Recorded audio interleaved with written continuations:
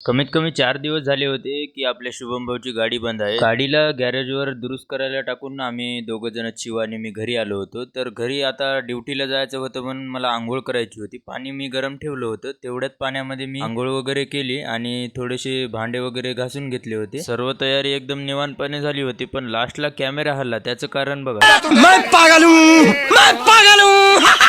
नाईटच्या ड्युटीवर तर मी पोहोचलो होतो, पण आता पूर्ण रात्र मला जागायची होती. तर मला तोंड धुवायचं होतं, कारण की तोंड धुल्याशिवाय मी पूर्ण रात्र जागू शकत नाही. आणि तोंड धुवून बाहेर आल्यावर पाहतो तर इथं जादू आपला मोबाईल पाहत होता मस्त. जिस राह पे तुम चल रहे हो बेटा, एक दिन बुरी तरह फंसोगे. बघा, तर जादू आपला खुर्चीवर झोपी गेला होता आणि मला जायचं होतं सोलर चालू करायला.